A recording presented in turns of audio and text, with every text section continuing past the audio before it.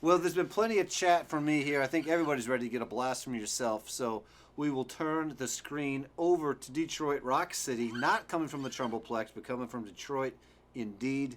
And welcome, very warm welcome to Aaron Jonah Lewis to the kitchen table. Thank you so much. It's great to be here. I always like to start off with this funny song because it has roots in Michigan. It's referring to the House of David, which was what we would probably these days call a cult, or if you want to be polite, call it a sect. Um, and they still have their headquarters in Benton Harbor, Michigan, on the west side of the state. And this was an interesting group of people. You know, people think of the 1960s as a time when people were kind of really experimenting with things and trying out new ways of living and whatnot. But this actually happened 120 years ago as well. There were all these different groups splintering off, like the Shakers and the Oneida community. And the House of David was one of these groups. And they practiced extreme abstinence. So they're not around anymore to tell their story. But one of the ways they would try to keep their numbers up, since they weren't producing their own numbers through biological means, they would go out and try to find converts by putting out fine bands on the street, brass bands and string bands. And so this is a song that refers to this. It was a national phenomenon. And it was written by a Tin Pan Alley team, and then years later was recorded by Fiddlin Arthur Smith, who's one of my all-time favorite fiddle heroes.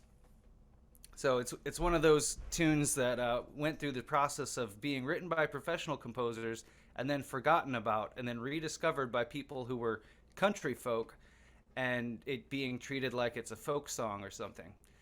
So folk music comes from all kinds of places. Here it is, the House of David Blues.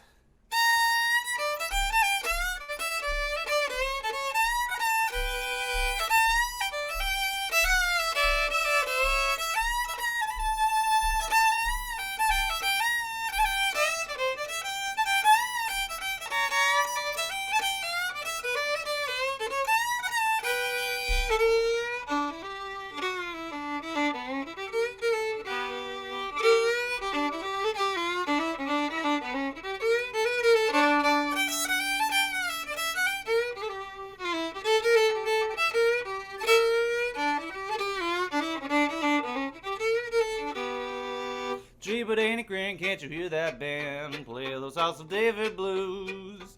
All the folks in town are gathering round to see the funny things they do. One ham was selling for $1 a pound. I ate so many rabbits, made me hop all around. Gee, but ain't it grand, can't you hear that band play those House of David blues?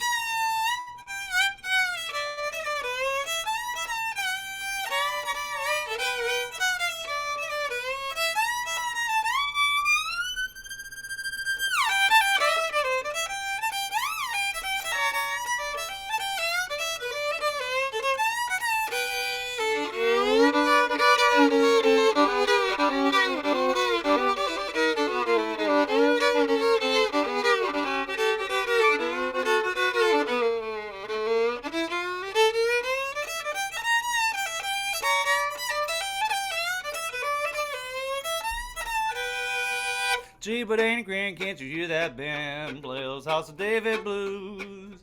All the folks in town are gathering round to see the funny things they do. Well, a Dominic, a rooster, and a bow-legged hen, they may go together, but they ain't no kin. Gee, but ain't it grand, can't you hear that band play those House of David blues?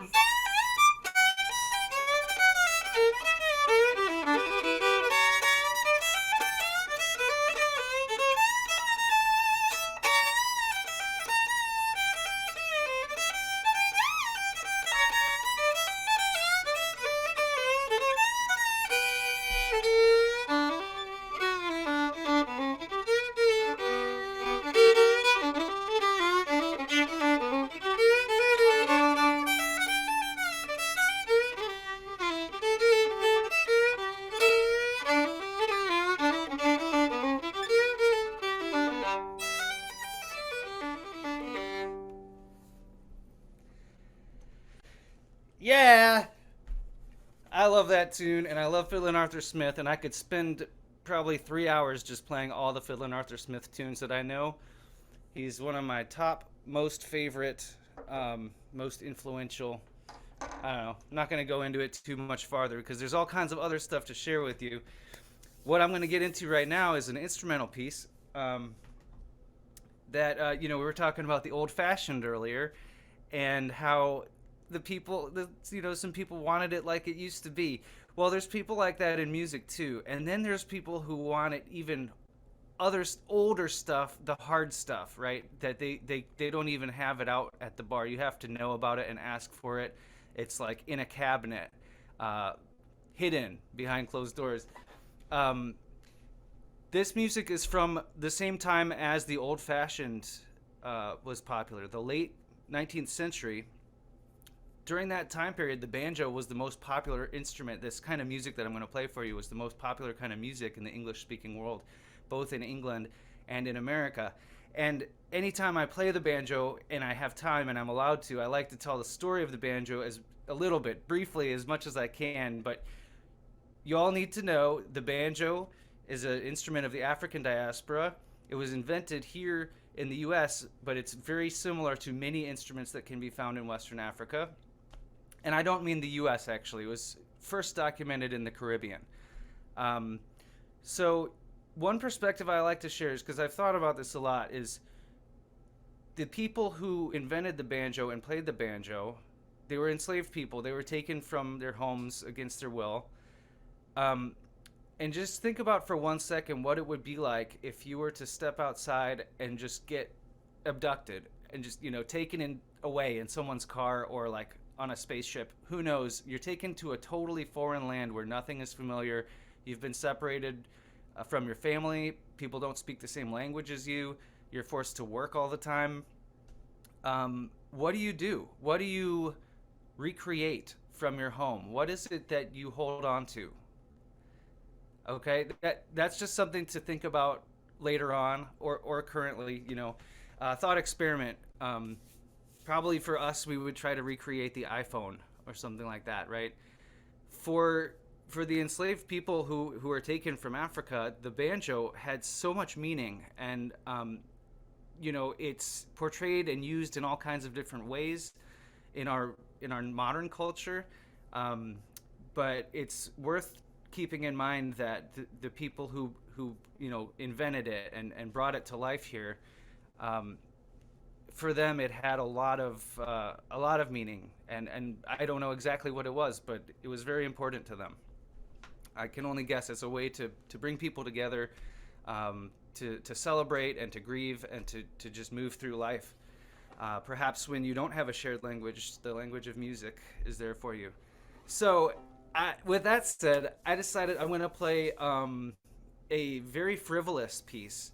The whole story of how we go from the banjo's origins in the Western Hemisphere to this music that I'm going to play, there's hundreds of years of history in between where the banjo was in the hands of working people. And at this stage, the late 19th century, this is where the banjo starts to get really fancy.